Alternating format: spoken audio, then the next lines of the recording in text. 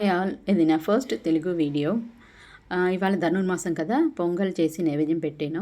ఒక కప్పు బియ్యానికి half cup ఏమో పెసరపప్పు తీసుకున్నాను.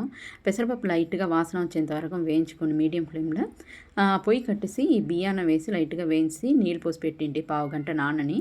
ఒక గ్లాస్ బియ్యానికి 5 గ్లాసులు నీళ్ళు.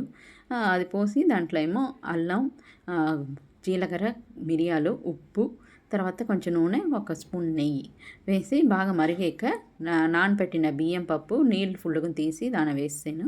ఒక గ్లాస్ పాలు, తర్వాత ఉప్పు వేసి ఒక స్పూన్ దాంట్లోనే వేసి పెట్టేసారంటే బయట పొంగకుండా ఉంటుంది.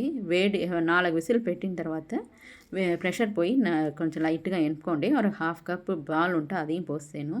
నూనెలో జీలకర్ర, దంపిన మిరియాలు, అల్లం, పచ్చిమిర్చి, కరివేపాకు, జీడిపప్పు, తర్వాత ఒక పెద్ద స్పూన్ నెయ్యి వేసి వేయించుకొని దాంట్లో వేసిండి. నేను నైవేద్యం పెట్టిక కొంచెం చల్లారిన తర్వాత కూడా తీసి చూపిస్తాను చూడండి. అదే కన్సిస్టెన్సీలో ఉంటుంది, బాగుంటుంది, మీకు గట్టి పడదు. ఎలాగ చేసామో అదే కన్సిస్టెన్సీలోనే ఉంటుంది. తర్వాత దాంతోపాటు ఉల్లిపాయ మినపగారెలు, తర్వాత కొబ్బరి పచ్చడి చేశాను. ఎలా ఉందో చెప్పండి. ఇవాళ వంట ఏమో ముల్లంగి సాంబార్, చిక్కుడుకాయ ఏమో కొబ్బరి చల్లి కూర, తర్వాత పొటాటో ఫ్రై. ఇవాళ ధనుర్మాసం ముగ్గు ఎలా ఉందో చెప్పండి. లైక్ చేయండి, కామెంట్ చేయండి, షేర్ చేయండి. Thank you.